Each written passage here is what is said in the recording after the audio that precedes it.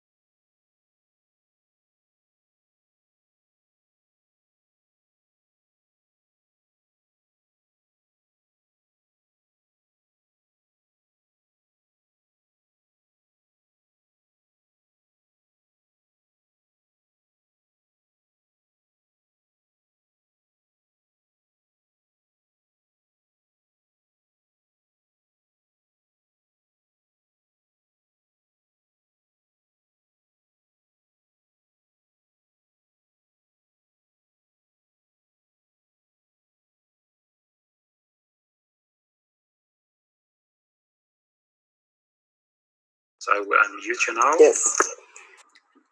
I would like to welcome everyone to the first... One moment, I will... Sorry? Let's see. One moment.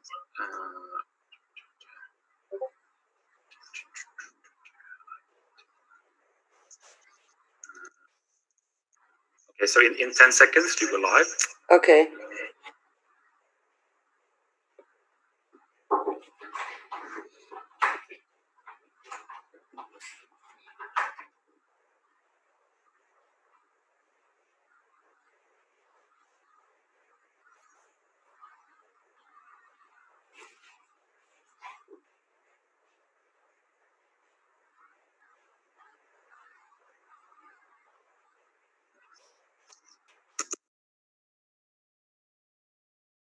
All right.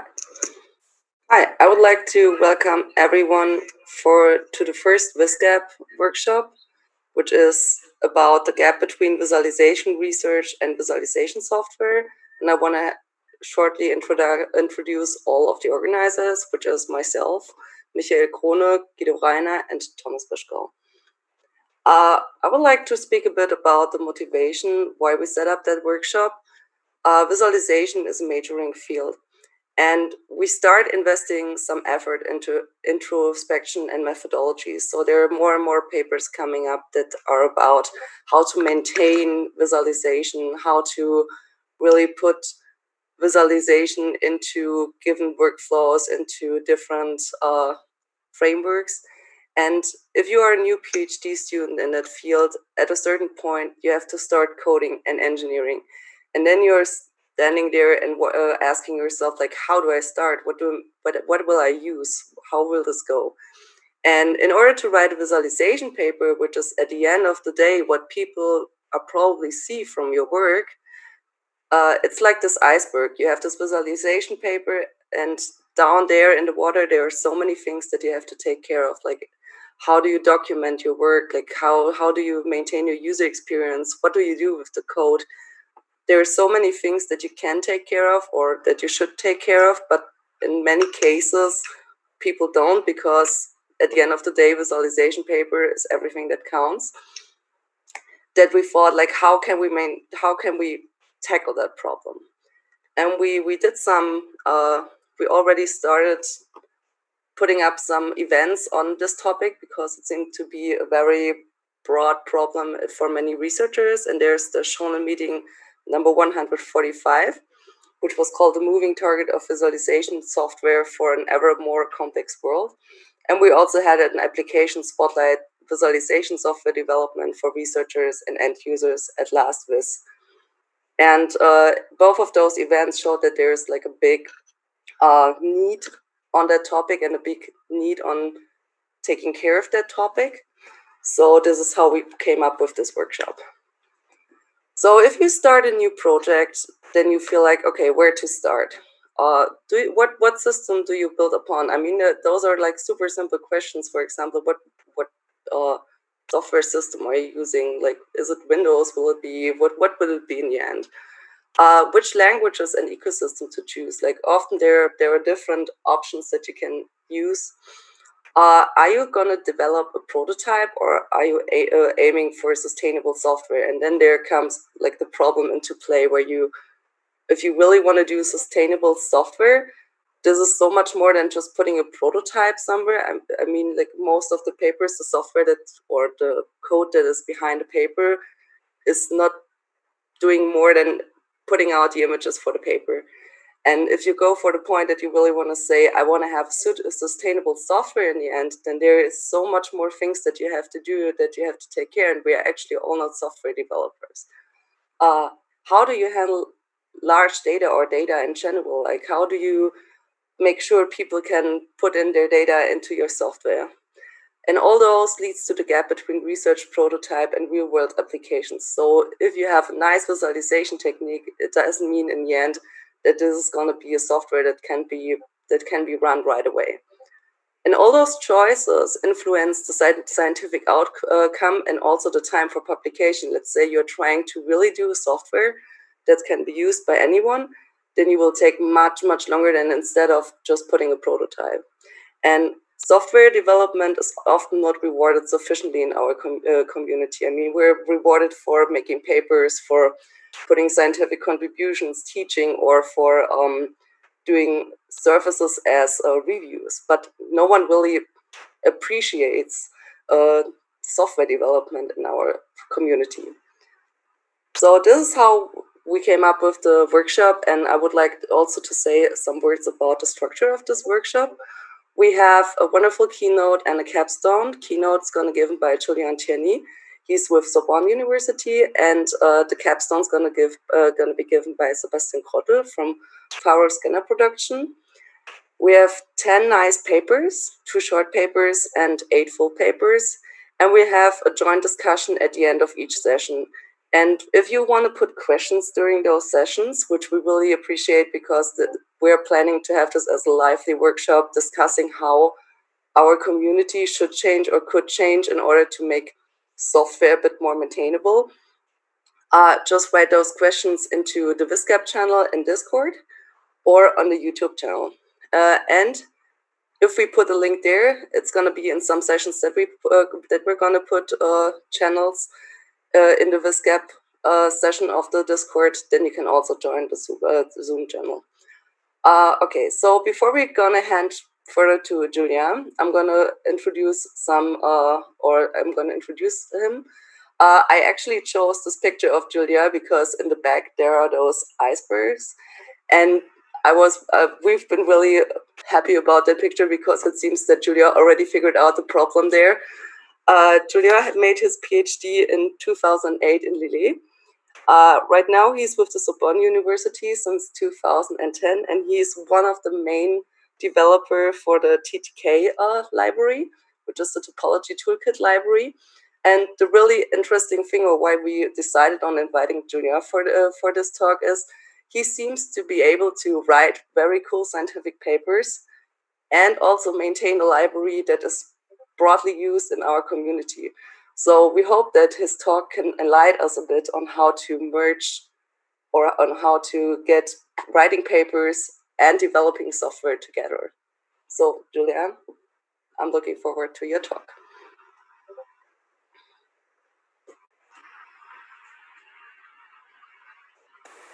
Hi everyone, thanks for watching my talk, and thanks to the VISGAP organizers who invited me to do this keynote. This is a pleasure and an honor.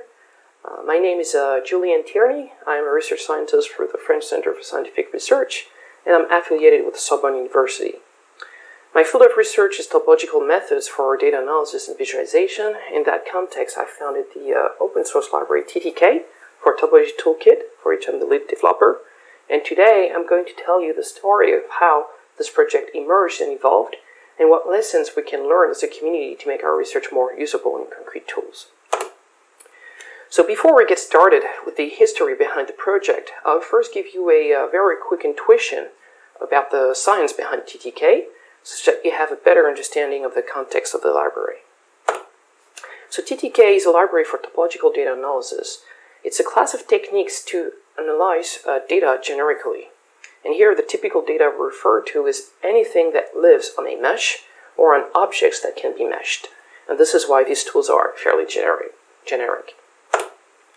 So topological data analysis, or TDA, can be seen as a Swiss Army knife for feature extraction. As soon as you want to extract structural features in your data, you should think of using TDA.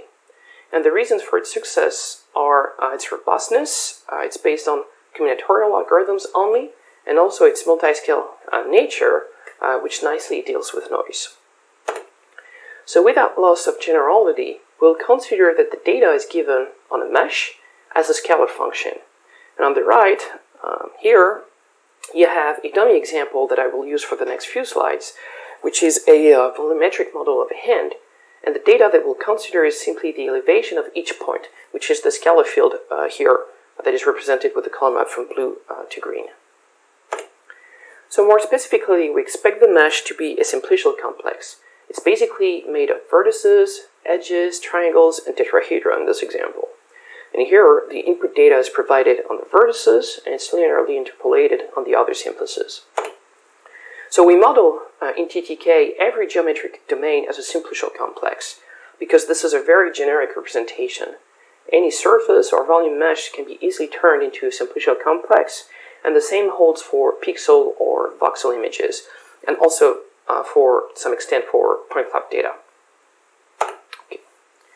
All right, so once this is established, we can have a look at our first object, which is called the sublevel set. And for a given ISO value I, a sublevel set is the submesh containing only vertices with values lower than I. And this is what you see to the right. We took a given height here, and we consider the submesh below that height. So now, one of the most important ideas in topological data analysis consists in making this ISO value I increase continuously and watch how the sublevel sets change their topology. And in particular, if we start at minus infinity, the first vertices that will hit are the local minima of the function, and connected components will start to grow from each local minimum. And this is exactly what we see here. Components grow from minima, and there are certain configurations where the topology change. In particular, two connected components merged in that precise location here, which is a saddle point. So the points where the topology of the sublevel set changes are called the critical points of a function, and they denote the presence of a feature of interest, as we'll see next. So then we can continue the propagation, and we'll observe more merges and more critical points. And here, all the way to the top, there. And this is the final list of critical points. All right. So the population of critical points in a data set can be visualized in a very popular abstraction that is which is called the persistence diagram, that you see here on this side.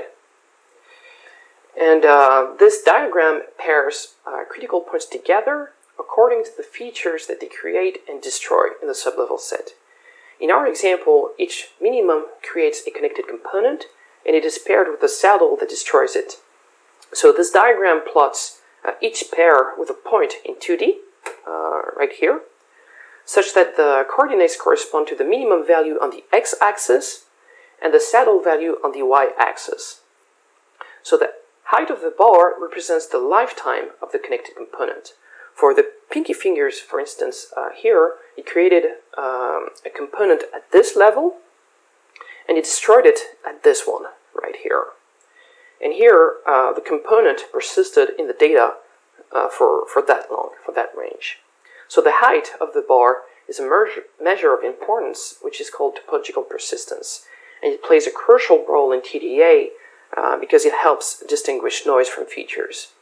And noise will correspond to very small bars in the diagram, and important features to large bars standing away from the diagonal. Another popular representation is the persistence curve, which plots the features more persistent than an increasing threshold.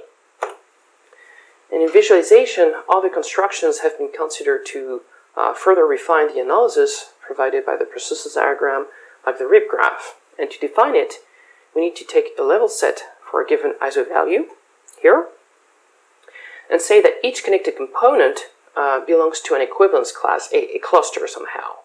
And to get the RIP graph, we just need to observe the evolution of this clustering as we sweep the data again from bottom to top. And this is what you see here. So arcs are created on minima, and they grow, and then for each cluster, and then merge on saddles. And here we can continue and see the different branchings that occur. So it's slightly more informative than the persistence diagram because the structure keeps tracks of who is merging with whom. All right. So before we move on, I will briefly sketch another structure that is very important, which is the Morse-Mel complex. And the idea here consists in taking a point and tracing an integral line up the hill from this point. So it's just following the direction of the steepest descent. This is this line here. And this integration will end up in a local maximum right here. We can do the same thing backwards and we'll end up in a minimum here. So now we can start to look at all the points of the domain which integrates in the same way as the point we picked initially. And that gives the notion of ascending manifold here for this local maximum. And we can do the same thing backwards to have the notion of descending manifold to a minimum. Now we can select another point here next to the first one and reiterate the process with forward and backward integration. And basically, if the second point's at the same integration extremities here and there than the first one, we say that they belong to the same cell of the Morse-Mel complex, which is shown in white here. So this complex is made of vertices, which are the critical points of the data, and of edges, which are gradient hypotheses connecting the critical points in the data, and of 2D cells in this example, which are formed by the quads that I showed before. So all of the arsenal that I presented before is typically used in the applications to extract features, to simplify them in order to remove noise, to track them through time, or to segment or cluster the data. These techniques have been applied successfully in a variety of fields, including astrophysics, biological imaging, chemistry, fluid dynamics, and material sciences, for instance. And again, in these applications, the features of TDA, which were really crucial, were its robustness. You can throw very noisy data at TDA algorithms, and they still work. They are multi-scale nature, with the notion of persistence, and their efficiency. Here we're talking of algorithms with quadratic complexity in practice in the worst case. And also the reason for the success of TDA is the rich set of features that these algorithms can represent. So in our group, we've been using it with collaborators to track vortices and highly turbulent flow, for instance. And so here what you have is a turbulent version of the Von-Neumann street. So the obstacle is here, and then you have turbulent structures to the right, and the time is represented by the vertical component. And with the tools that I presented before, you can combine them and extract the trajectories of the vortices through time. And this is what you see with the colored curves here. And later on, you can use those curves as a support to analyze some more physical quantities, such as the pressure that is going on at the core of the vortices.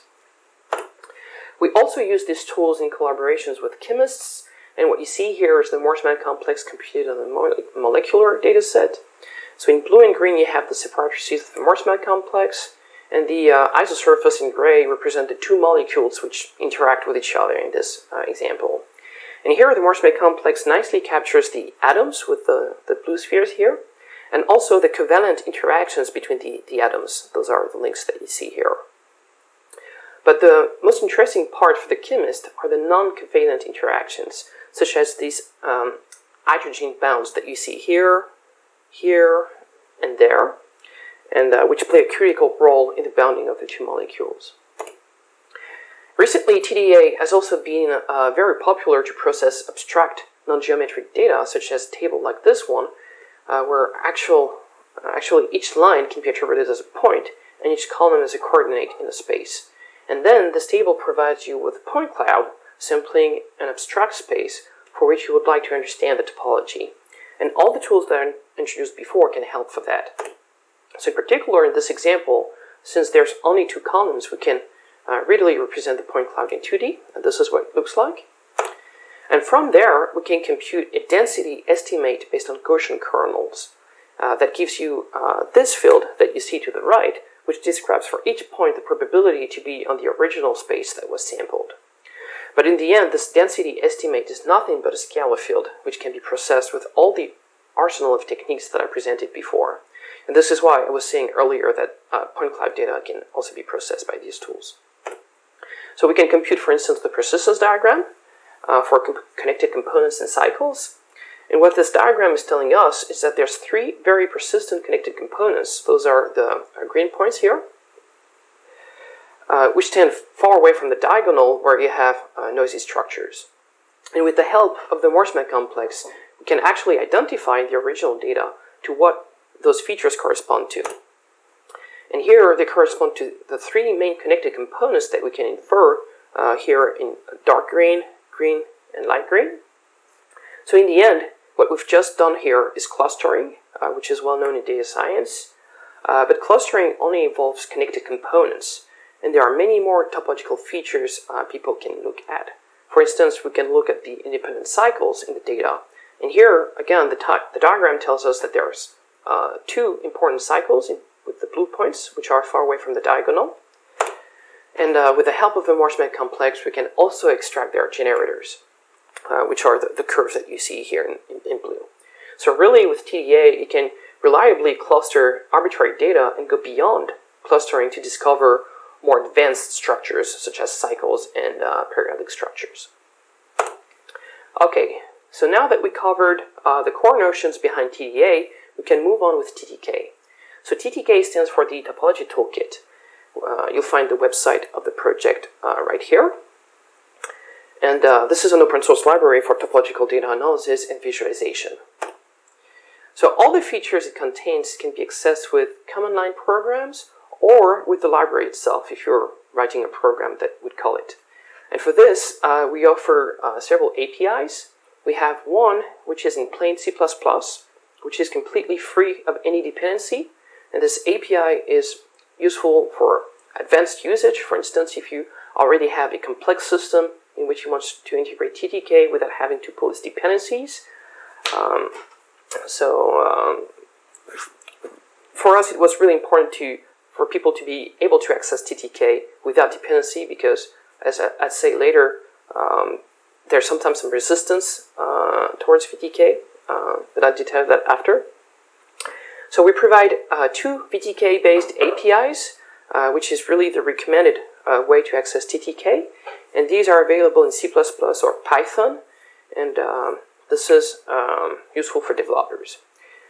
We provide also plugins for the PowerView visualization system, which really is for power users and developers. And this comes with a lighter Python API, different from the first one, which is very well suited for simple scripting. And there's also an integration that exists for the InVivo platform, but this is maintained by the InVivo team. So for us, in our daily work, we use TTK as a research platform to conduct topology or geometry-based visualization research. So in terms of user experience, TTK can be used directly from PowerView, as we mentioned before. And for those of you who are familiar with PowerView will recognize the main elements of its GUI. Here, on the top left, you have the pipeline browser, where each of the filters, each of the features of PowerView constitute individual boxes that you can plug together to form a complex analysis pipeline. So each green box here represents a filter. And TTK comes as PowerView filters. So really, you can access them in PowerView as you would access any PowerView feature, and you can combine them with any PowerView feature. And at the center, you have an example data set with a Morse-Mac complex. At the bottom right, you have a persistence diagram. And at the top right, you have a persistence curve that tells you that you have a lot of noisy features. And here, not so many important silent features. And here in the middle, you have this very characteristic flat plateau, that tells you that there's a stable region interval of persistence where there's not that many features. And usually we use that level to simplify the data. So as mentioned before, everything can be reproduced with command line programs which ship with TTK, including batch mode programs which store to disk the result of the computation. And now we can reproduce exactly the same pipeline with code. So this pipeline includes persistence diagrams, persistence curve, data simplification, and more smart complex. And we can literally reproduce everything that there was in the Power BI interface with some code calling TTK directly. And with the simple Python API, it's just a matter of 20 lines of code. With the PTK C++ API, which is the recommended one, it's about the double, mainly because the syntax is a little more verbose. And you can do the same thing in C++ directly, and there it's roughly twice the line count again, because you need to set up buffers and do a lot of things that the VTK wrapping would have done for you. But in principle, this is completely possible. So in terms of architecture, the core functionalities are written in the form of stateless functors. So these are classes to which you provide input and output buffers, and you just ask them to compute given some parameters. And those functors are templatized by data type to be able to process any type of data like float, doubles, and bytes, and to do this without data copy. And this is really important in pipeline-based programming because otherwise you can grow the memory footprint each time you add a step in the pipeline if you don't pay attention. So if you want to use TTK in plain C++, this is your entry point here. Around this, you have a VTK layer of wrappers, and basically for each module of the base code, you have one wrapper that connects the base code to the outside world, and basically it specifies the VTK input and output, and connect the buffers to the base layer. So the idea really is that all the useful code is located here, and this is just wrapping for the outside world. And generally, if you want to access TTK in C++, and you're okay using VTK, this is really the API that we recommend. It is the simplest, it is the very consistent and intuitive. So also the default API for TTK is in Python is created here, and it mirrors the C++ API with the same names and all. Once we have the wrapping done for VTK, actually it's surprisingly easy to get an integration in Power BI. It's just a matter of writing an XML file, one per module, that specifies which parameters of the VTK class are accessible to the GUI, and that's pretty much it. And this is with this integration that we get the light Python API for fast scripting. Next to that, we'll also deliver standalone programs in command line or with a minimalist GUI with just a random window. And here we have, again, one program per module. So for people who want to try TTK to write their own research code, it is actually very easy to extend or create new modules. So we have a series of bash scripts, for instance, to create new modules that will create all the necessary files for you in the different levels of the hierarchy. And these files will include detailed instructions in the comments about how to progress with your implementation. But really, the core of the work happens, again, in the base code here, and to some extent the VTK layer, but all the rest are simple files that are automatically generated that just need to be edited to specify which feature should be accessible. And that is pretty much it. So in the end, the creation of a module is very easy, and you have instructions and comments that help you progress step by steps. So then, in terms of features, what do we have in store? For scalar data, we have the extraction of critical points, integral lines, persistence diagram that I've shown before. We also have algorithms to measure distances between persistence diagrams, both exact computations and fast estimations. We also have algorithms to compute barycenters of persistence diagrams and algorithms to cluster them as well. And this is based on the paper that we published at VIS last year. We have efficient algorithms for merge trees, contour trees, and rip graphs and more smart complexes. And we have generate mechanisms for simplifying data values. And as a matter of fact, this is how we implemented multi-scale simplification in TTK. If you want to have, let's say, a simplified RIP graph. First, you need to simplify the data, and then you compute the RIP graph on the simplified data. We also have algorithms to compress the data in a way that is guaranteed to preserve the topology and many other things. TTK has a few algorithms as well for bivariate data, when you want to explore the structures of functions with two scalar components put together to understand their relation. We also have a few algorithms for uncertain data, where the uncertainty is modeled with error bounds specified on each vertex. We have a few algorithms for time-varying data for tracking critical points or representing the temporal evolution of sublevel set components, and this is the screenshot that you see here at the bottom. And this is an implementation of a paper from TU Kaiserslautern, which got the Best Paper Award at IEEE VIS a few years back. And finally, we have a few features for high-dimensional and point cloud data. We have dimension reduction features, which we mostly inherit from an integration with scikit-learn, and we have clustering algorithms, as I demoed before. So TTK comes with many online resources, and here please check out the website for detailed installation instructions and installation videos. We also have galleries of all the features, video tutorials, documentation, exercises, and contact info. And there's a mailing list for users, so please don't hesitate to ask questions. We're trying our best to be responsive. Alright, so now that you have the overall technical context of TTK, I can switch to the second part of the talk, which addresses the history of the project. So everything started after I arrived at Sorbonne University in late 2014. So Sorbonne is located in the center of Paris here, along the river, and you have Notre Dame that is right here on this island next to it. So when I arrived there, I was alone, and I put some effort to build a small research group on topological data analysis and visualization. And today, we're about 6 persons at all times in that group. And speaking of the group, I'll take this opportunity to advertise the fact that we are massively recruiting, thanks to an ERC grant, and that we'll recruit 4 PhD students, 2 postdocs, and 2 engineers as of October 2020. So really, if you're interested, please do not hesitate to drop me an email. Okay, so when I arrived in Sorbonne in 2014, I had the same very basic reasoning as many young faculty members have when they start a new position. And I told myself, I need to produce papers, because somehow this is how we're evaluated, and in the long run, this is the purpose of our job as academics, to produce new knowledge and to document it in papers for the rest of the world. So then, how can we make this happen? Well, there's several ways. One can work alone or with external collaborators. That usually works well. I've been doing it myself for years. But for certain topics, it may be possible to explore multiple research directions in parallel by working in group. So then, what are the resources that one can have to build up a group?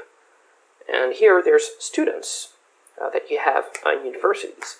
But the problem is that the students, they need training. And obviously I phrase this as a joke, because that's the precise purpose of being a student, to be trained to new knowledge.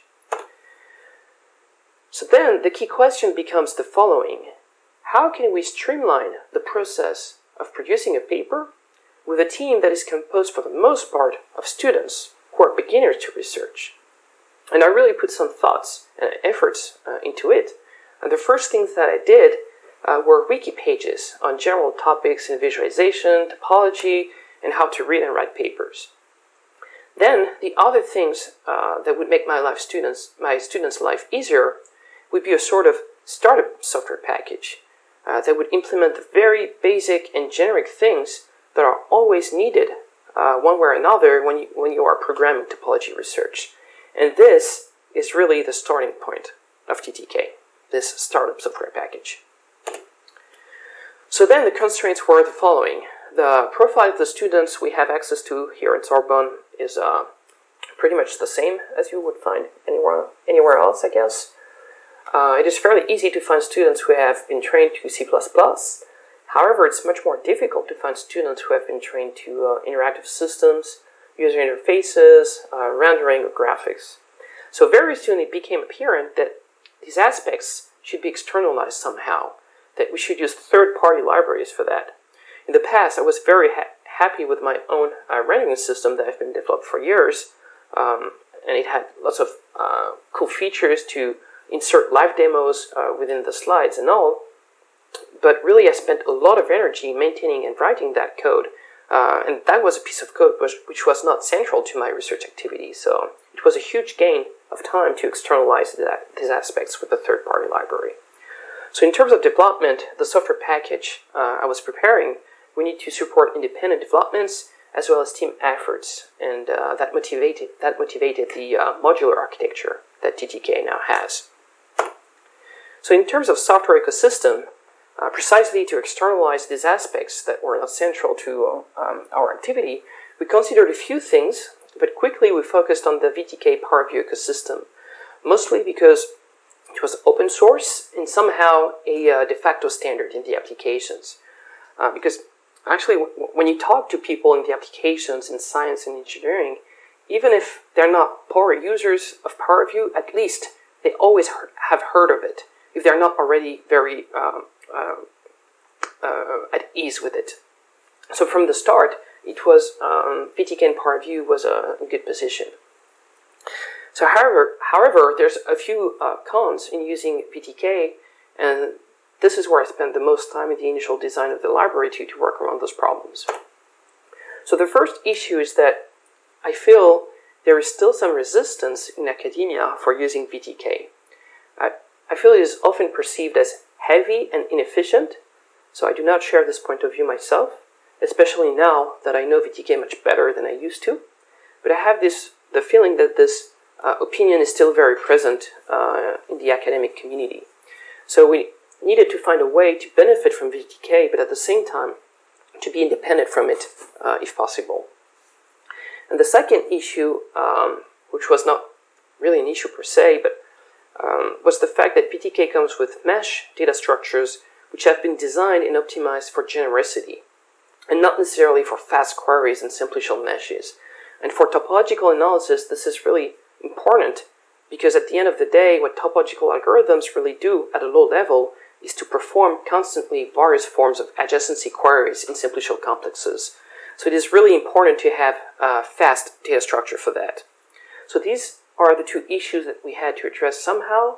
The first one was addressed by the architecture of TTK, where the base layer is independent from the VTK layer.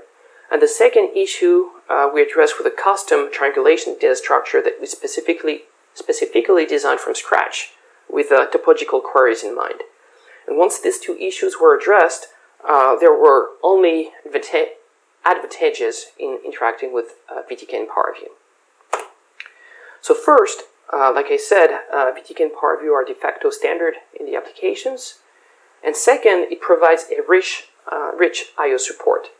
Every time a domain scientist comes to us with a new data set, the chances that its file format are already supported by PowerView are rather large. So often when we're given a new data set, usually we can open it and process it right off the bat.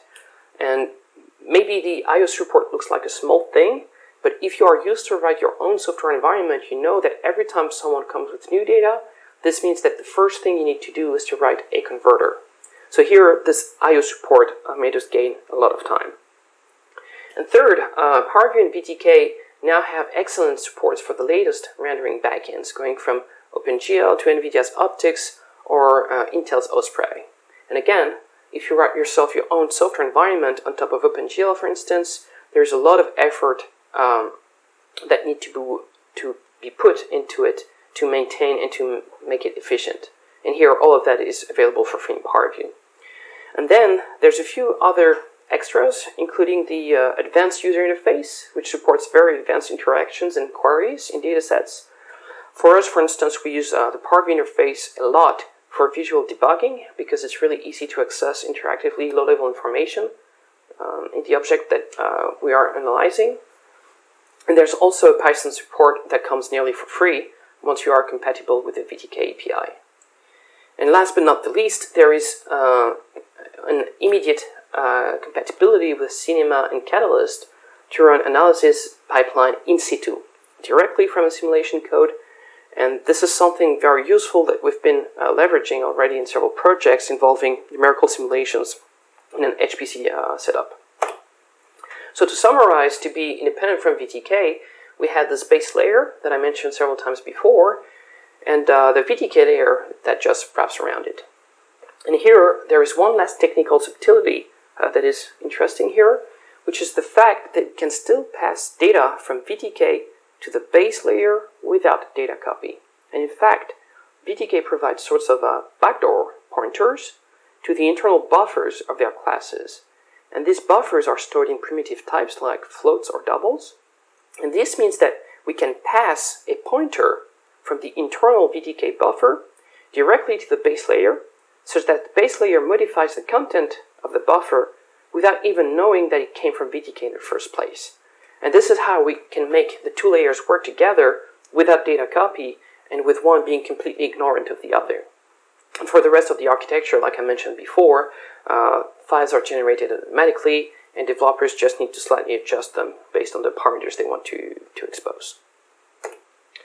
Alright, so at this point we had a clear view of how to organize what would become TTK. But before moving on with the rest of the story, I will first make a quick digression about what we can learn from computer science history in terms of what to do next. So for this, I'll focus on the history of the GNU project, which is a very popular open source operating system initiated by Richard Stallman in the early 80s. So now, at the core of an operating system, there's the notion of kernel. And the GNU project opted for a very modern, sophisticated and complex microkernel architecture called the GNU herd. Now the problem was that the piece of the project was complex and exploiting sophisticated ideas, such that the development of that part of the OS literally became the main bottleneck for the entire GNU project. In fact, the latest version of the GNU herd microkernel was 0.9, and it was released in 2016. So now, in contrast, an interesting event occurred in the early 90s with Linus Torvalds, who was then a student and who independently wrote an initial kernel, which was the complete opposite of the GNU herd. It was old-style, monolithic, and basic. And he released it in 1991 and immediately took off within the open source community, because finally there was a potential kernel for the GNU project that simply worked. And the first commercial GNU Linux distribution appeared as soon as 1992. So all of a sudden, things went really, really fast. And I think the take-home message of this story is that one needs to be pragmatic when building a tool that relies on the community. It's important to have something that works first instead of something great that is never ready.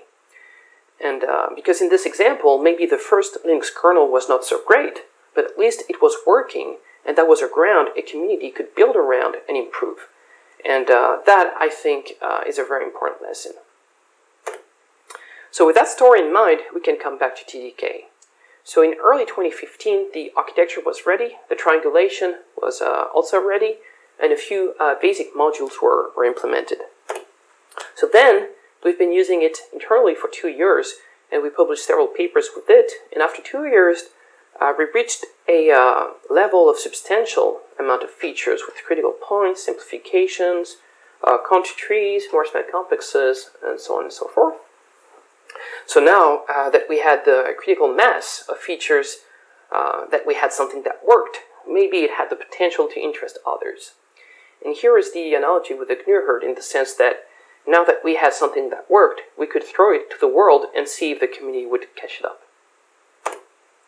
So once we made the decision to release TTK, we started some discussions with my host institution about this, because in that scenario, the host institution, I believe, wants to make sure that they're not missing a funding opportunity. And that's perfectly understandable because that's money that could be used to fund research. And the key here in the discussion was that TTK and topology in general were probably not mature enough to be able to generate some economical activity in the short term. And instead, I described how releasing TTK would be a good opportunity to create new partnerships with academics and companies. So then came the question of the licensing, which again is not a small detail. I believe there's many great open source projects which did not evolve as nicely as they could, just because of an improper license choice in the beginning. So here we review several models with the Technological Transfer Society, and it quickly became apparent that we had to go for a permissive license.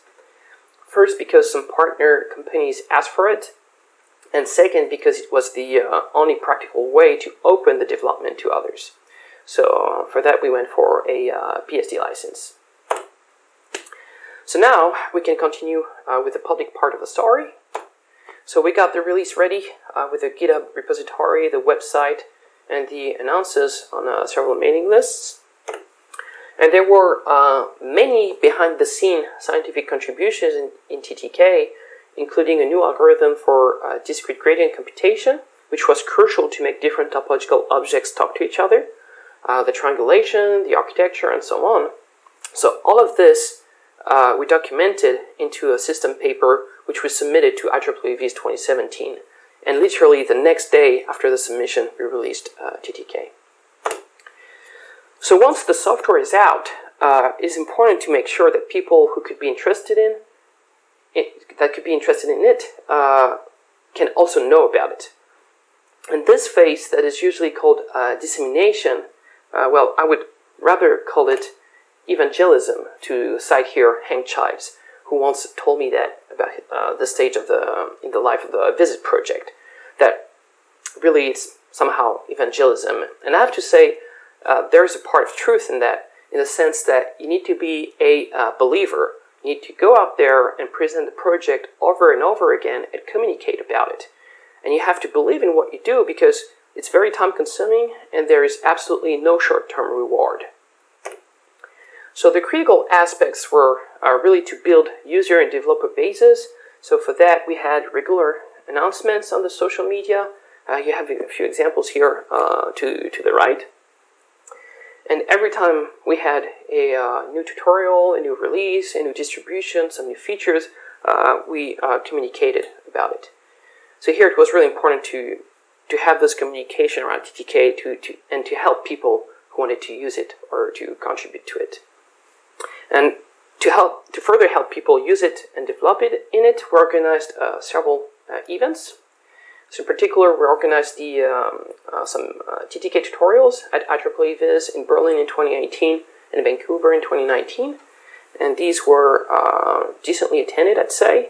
So these tutorials included overview presentations as well as hands-on sessions, such that people could get started with TTK. And you can download all the material of these tutorials at this address right here. That includes data, slides, examples, virtual machines, and so on. So we also organized a hackathon at TopolnVis last year, which was a pretty interesting experience. So the initial idea was strongly suggested by Ingrid Holtz. And here, we had no clear expectations about the audience. We knew, of course, they'd be familiar with topology, but not necessarily with TTK. And surprisingly, they were quite familiar already with it, which was a great surprise. So together, we came up with a list of new features people could be interested in, and we started to work in groups. And the most spectacular thing is that it worked. Not immediately, of course, not the day after the hackathon, but the hackathon was an initial push behind this, and a few months after, we had those features in. And that includes the Morsma complex support in vivo, Anaconda packages for TTK, and the support for periodic grids in TTK. So based on this, we experimented smaller gatherings in Paris too in the same line of thought, and this is something that we'll try to do again in the future. All right, so now I switch to the current status. So first, who is contributing to TTK? So far we have contributions from 15 institutions, 12 academics, and 3 companies. And like for most open source projects, not all contributions are of equal size, but that's okay.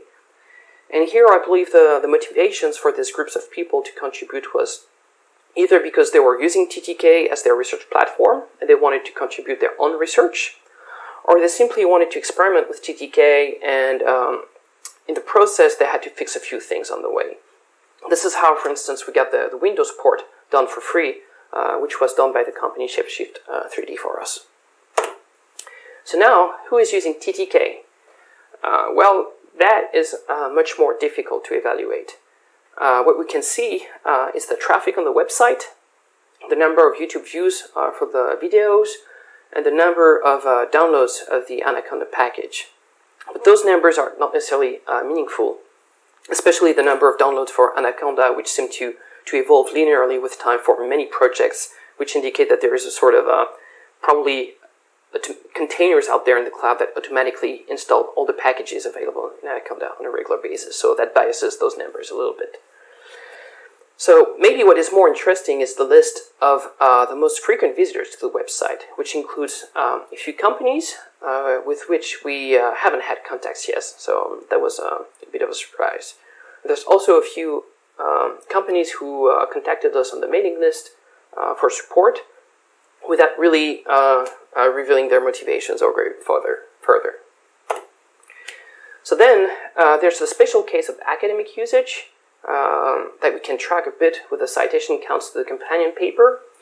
And in visualization, people cite TTK in their papers either because they just want to mention it, or because they use it as a benchmark implementation.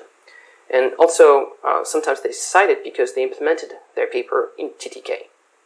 And there's more of those papers every year. And for instance, at last year's VIS, that was 6 papers. So what is more interesting maybe is that a few papers outside of our community cite TTK, but still that's a small number. So it looks like there's some work to be done towards other communities. Okay, so now we'll move on with a few perspectives and messages based on this experience. So is TTK successful? This is hard to tell. For us, yes. It did, in fact, help streamlining paper creation as we wanted to in the first place, which is good.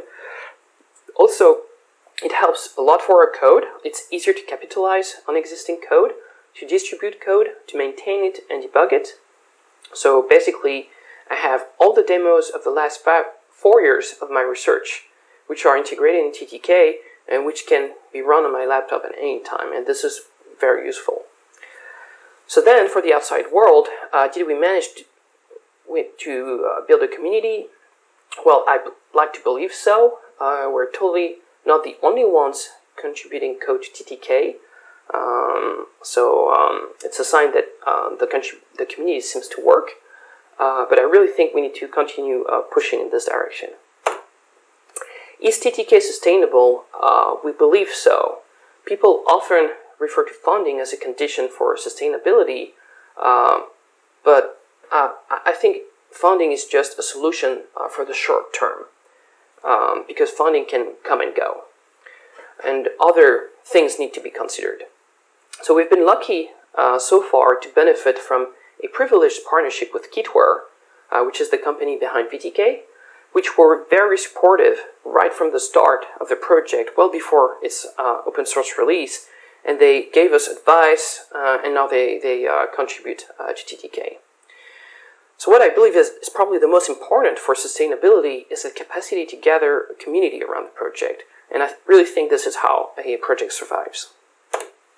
So for the next steps, we'll work on making TTK more accessible to users with easier installations. And we're currently working very hard with Kitware to have TTK included in the official binary distribution of PowerView.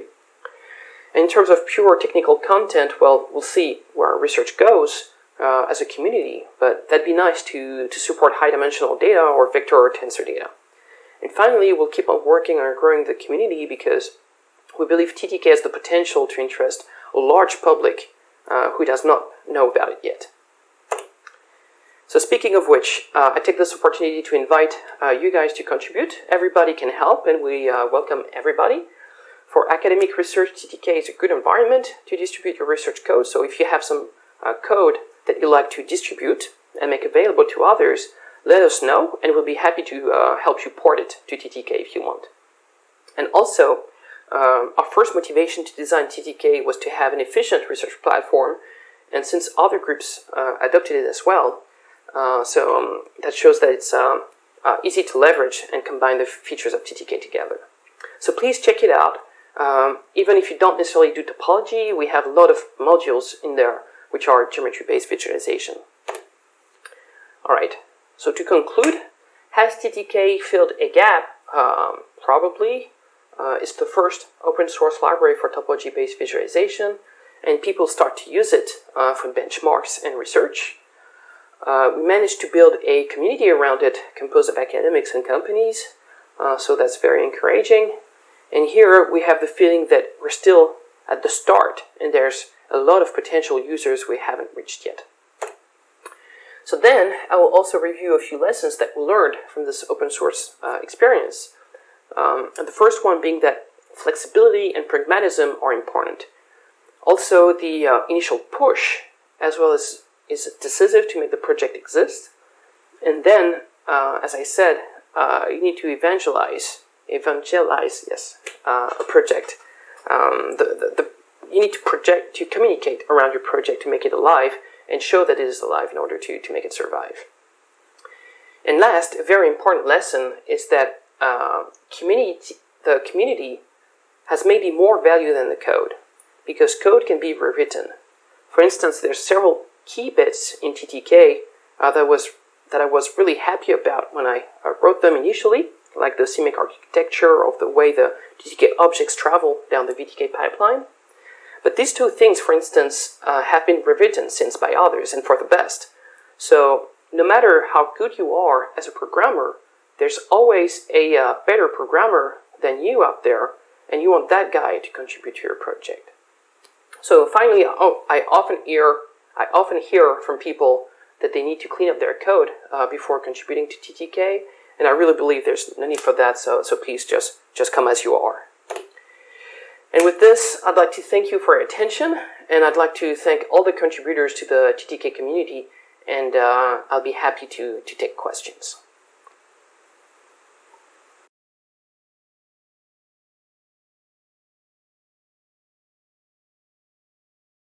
Now. Okay. Thank you, Julian.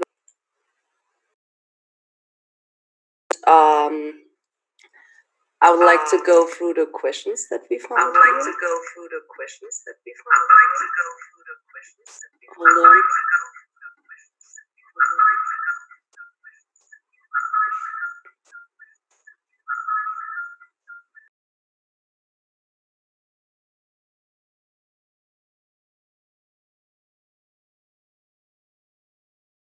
Oh, sorry.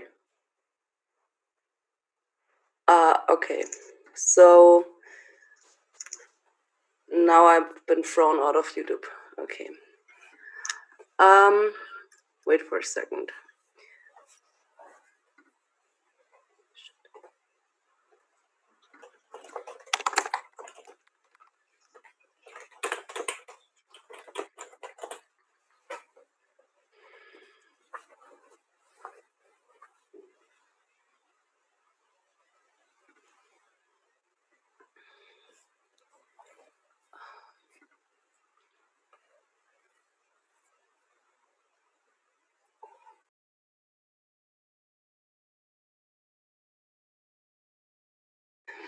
The problem is I don't see the questions anymore that have been put onto the web, onto YouTube.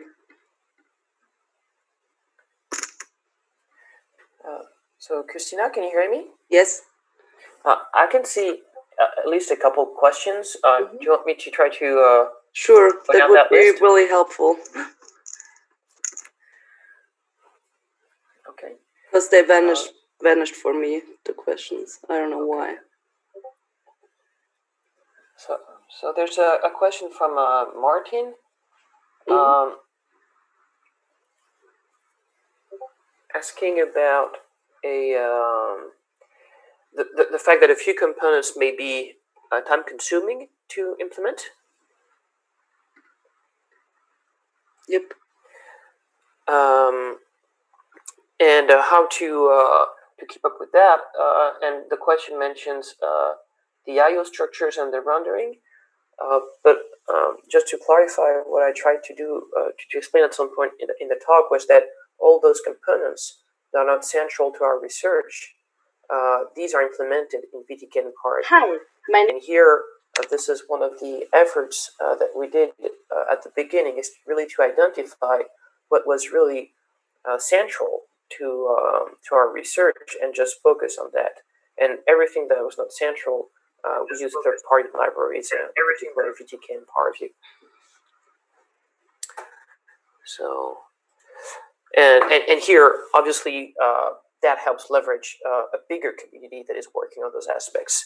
So I don't know if that answers the question. Please feel free to comment more if you think I should give more details, I guess. Mm-hmm.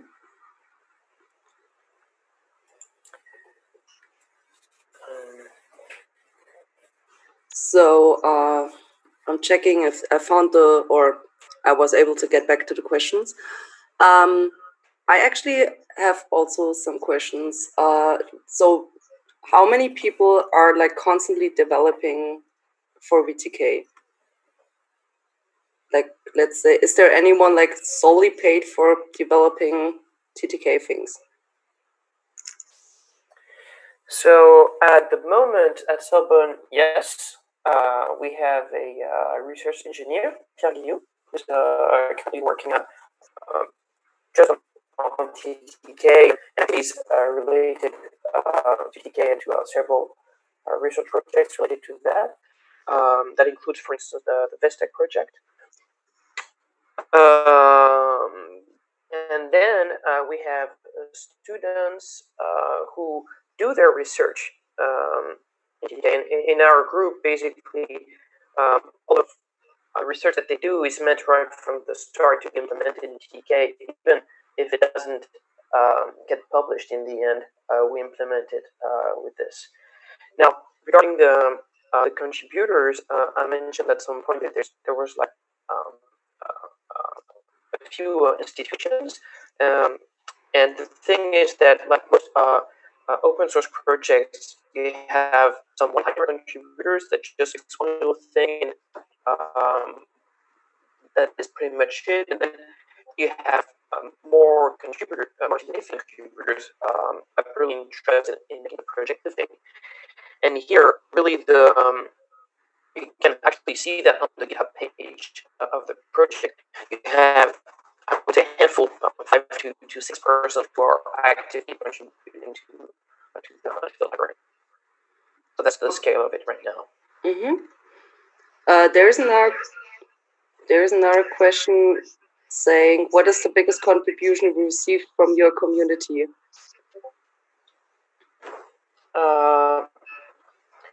What is the biggest contribution you receive from your community? I'm not sure I understand the question. In terms of a code contribution? I think we should give that back to Valerio. Maybe he can specify his question. In terms of code. Okay. So we had this port to Windows that was pretty unexpected. That came out of the blue. I received an email one day, and they figured it all out. And then we had a few good surprises as well with people who just wanted to share the implementation of their papers. That includes actually a few implementations from papers from TU Kaiserslautern, and now they're active contributors to the library. And actually, after Sorbonne, I would say that they're the most active. We also have contributions from Linköping University. But in all of the scenarios, it looks like people were already using TTK and developing with it. And their initial code they wrote with TTK. And then once their research was published, it was just a matter of sharing their implementation to be included. So I don't know if that answers the question, but there's a few modules that come from external contributors, and I think a few important ones. Okay. There's another question saying, how are you able to attract programmers or research engineers to work at the university, given the much lower wages in academia compared to industry? That's a tough one. I have no answer to that. We just try, and basically, I hired a first engineer back in 2015. His name is Evangelism. And I actually don't know how it is in different countries, but in France we have strict regulations about the length of the contracts that we can do. So that also comes into play. But I agree that attracting people is difficult, given the imbalance of offers that we can do with private companies.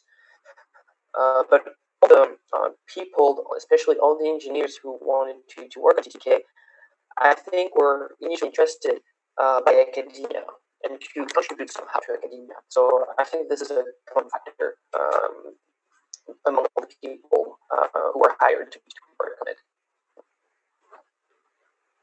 All right. There's another question. Was it easy to find funding for software engineers to work on maintaining the software? Is that part of a research grant, or was some other funding found for this? So actually, there's specific calls that you can find out there for transitioning a research outcome into something that is more usable for the society. Those I applied several times, but I didn't manage to be accepted. So the way I've been proceeding so far is that I include engineering time as a portion of a bigger project. So every time I submitted a proposal, there was a small amount of a certain amount of budget dedicated to engineering. Okay. And how do you coordinate the quality of contributions from your community, like coding style guidelines or test coverage, documentation, and so on? That's another very good question. So we have a continuous integration just to make sure that the code builds for the big three operating systems on every commit or every pull request, but that is pretty standard among nowadays all open source projects. We have guidelines on how to prepare contributions. So again, this is something that is done with the GitHub platform. They help to formalize a little bit how to prepare some contributions. So that we have guidelines for that.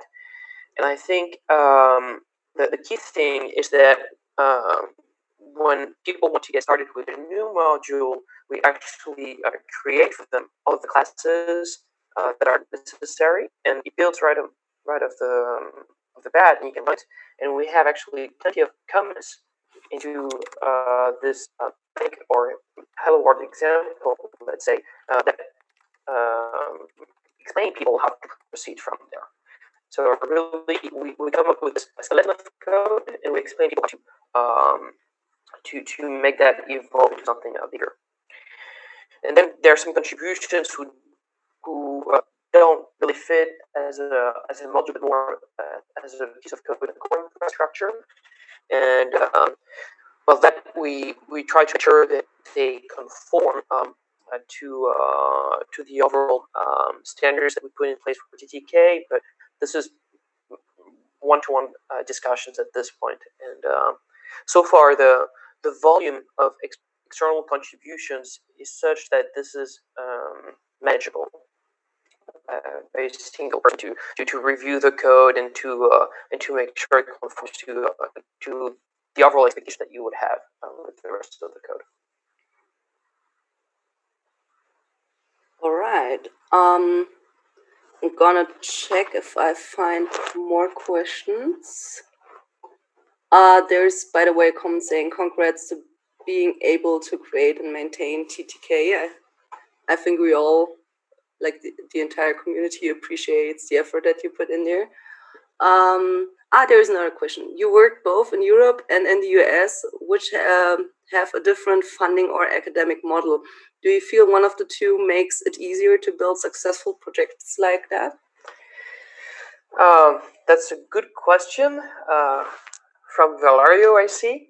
The thing is, when I was in the US, I was a postdoc and I was not so involved into the proposal aspect of the research. So I only have my experience in Europe to really prepare a question here. And so it's hard for me to make a straightforward comparison. But I feel there's definitely some mechanisms in Europe that help that, and even at the national level. So there are European calls and national calls. In France, we have a few. Also, there's actually a specific mechanism in France that's been very helpful for me. It's a mechanism that is which is a sort of funding that is given typically to fund a PhD student in a partnership with the company. So basically, of course, you have some collaborators in the private company first who are interested by your research and who want to apply it or experiment with it, at least in the context of their activity. And then basically you have this ability to apply for this funding that funds a PhD student, and then it's a project that is co-hosted by the company and the university. And this we've been doing a couple of times already, and I think this is a great way to keep in touch with the actual concerns that people have when they want to use the library. And this is a great way to discover new problems that you don't necessarily see as a designer, and to make the library, the project, more usable in the long run. So I don't know if that mechanism exists in many countries, but in France at least, this is something that works really well as long as when you have a company that has a significant research and development department, that is something that is working well. And this is something we've done with Kitware, for instance. All right. Then I would really like to thank you for your nice keynote, which was perfectly fitting into our scope. And I think we got a lot of interesting aspects on how to develop visualization software. And with that, I mean, like clapping thing, I try to imitate like the entire audience. And so have a great day for the rest of VISGAP. And I would like to pass further to the first talk that we have, which is a short paper by,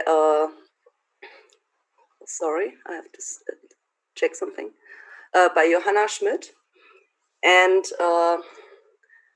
it should be there soon, hopefully.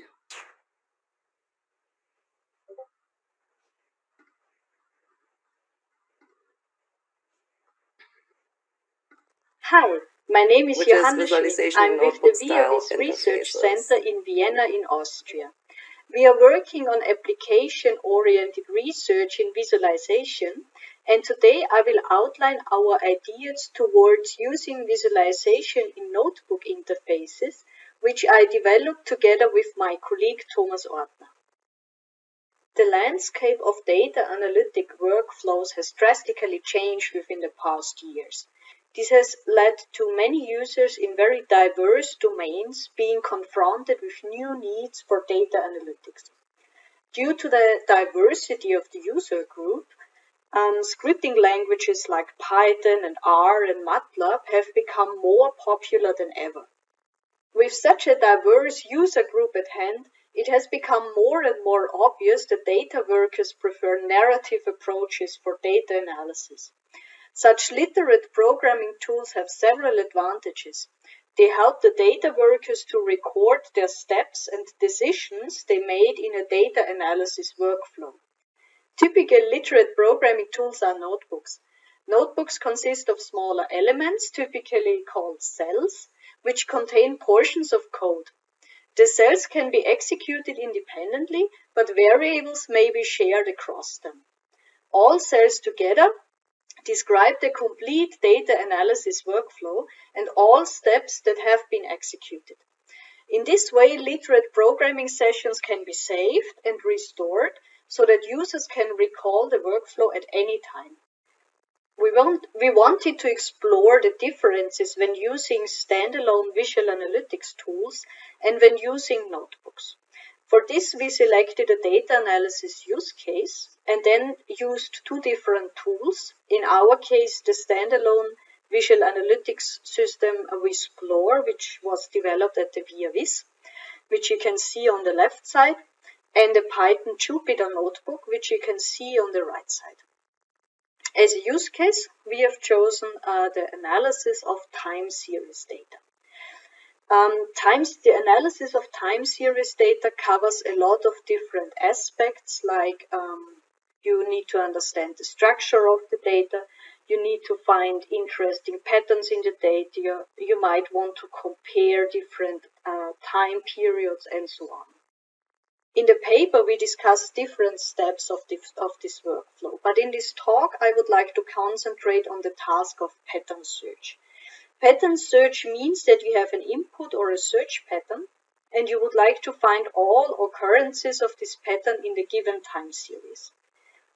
So we will now have a look on how the pattern search task can be solved in a standalone tool and how it can be solved when using notebooks. In the standalone tool, VISGAP already provides a predefined dashboard for doing a pattern search, and it provides a basic pattern search algorithm which is based on dynamic time warping. So given that the pattern was already selected in a previous step, we now search for all occurrences, and all the occurrences of the pattern in the given time series are marked with color. In addition, the detected patterns can also be overlaid in one plot. Users can also vary a sensitivity threshold with a slider to change the sensitivity of the algorithm so that more or less occurrences of the pattern can be found in the time series. So VISGAP provides a lot of features to support the users when doing pattern search. But if we change anything in the workflow, if we change the sensitivity threshold, or if we change the input pattern, then it's very hard to keep track of those changes. We have to do it manually, we have to restore the sessions, or we have to keep track of what we already tried out, but it's not built in the system. In a standalone system, we are also limited to the features that are provided by the system. So in that case, if we would like to try out another pattern search algorithm, then it's not possible. So in the case of the notebook, we use Python Jupyter notebooks, and Python provides several different libraries for doing pattern search in time series. In that case, we selected the MAS-TS algorithm with GPU acceleration for doing the pattern search. And the results are also quite fast, but if you would like to display the results, we have to do it manually. So we don't have the support that a standalone system offers with predefined plots and views. We have to do it manually here. But on the other hand, if we would like to try out different parameters, different input patterns, or even different algorithms, it's very easy to do it in a notebook because we just put all the things in different cells, and then we can easily keep track of what we already tried out. And it's also very easy to compare the results because we can simply plot them underneath each other and then compare them. And although notebooks provide all those built-in features, the integration of visualization techniques in common narrative programming interface, like the Jupyter notebooks that we use, is still very limited. And as a consequence, in most of the cases, data workers end up using only some well-known basic charts, while they refrain from applying advanced visualization techniques. This is especially true for the iterative exploration of the data. At the same time, data scientists express their interest in applying new visualization techniques and in applying more advanced visualization techniques. We therefore argue for a stronger focus on notebook interfaces when developing new visualization techniques. Of course, such a close integration is also not that easy to achieve. There are several technical limitations and barriers that we identified which can hinder a better integration of visualization in notebooks. Nevertheless, since we can access such a large community of data scientists and data workers, we think it's really important to work on a close integration of visualization in literate programming environments. And for this, we identified several possible directions for future work. The first one we call is placing visualization in the data workflow. Here we mean that we need standardized interfaces between data visualization and data analytics. Another important thing we identified is the development of new domain-specific languages. Because domain-specific languages will allow the expert to really specify what they want to see, instead of being forced to focus on how they achieve an intended goal. Similar to the standards for input and output data, we should work on standards for user interaction in visualization. If we have standards like that, it would be easy to integrate the visualization in the notebook. And also with the standards, users would immediately know how to interact with the visualization, which interactions are possible, and which interactions would create which kind of output data. Another important goal we identified is guidance. So to many users, it's not natural to formulate their goals in code. They know what they would like to do, what they would like to see, but they don't know how to formulate it in programming code. The last thing we identified is the incremental evaluation and execution context. Especially in scripting environments where the computations might take longer and might be very expensive, it's very helpful for the users to get parts of the data visualized to see whether the result is as they expected or not, so that they can either skip the process or wait until the visualization is ready. So to summarize my talk, we really argue for a better integration of visualization in literate programming environments, because this way we can address a very large community of data scientists and data workers who really have very interesting use cases for us to work on. Thank you very much for watching. I will now spend the last 20 seconds just to show you some outtakes of all the video material that I had to record for this 10 minutes talk. Thank you, Johanna, for your really nice talk. I'd like to see if there are questions.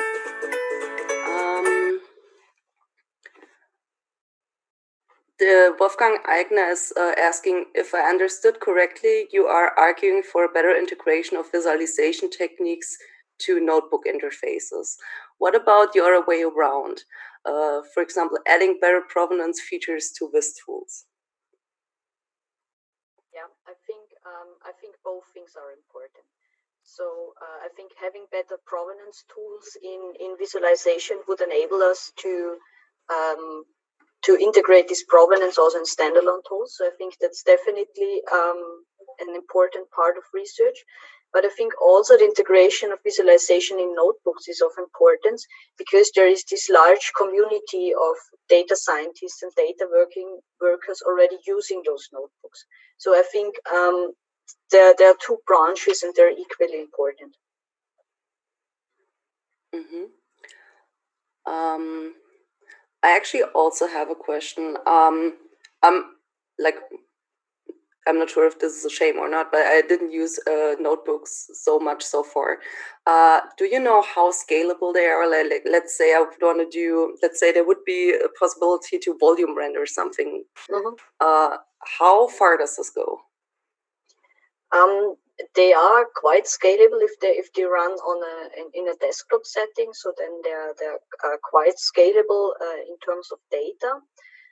The problem that we have here are the limited graphical programming that we can use. So usually there is no access to the graphics card, or it has to be provided by additional libraries. So in terms of volume rendering, it's not that easy to include it in a notebook. That's true.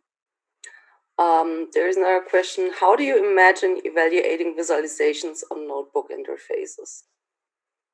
Evaluating in terms of user studies, or maybe Gabriella can put that more clearly.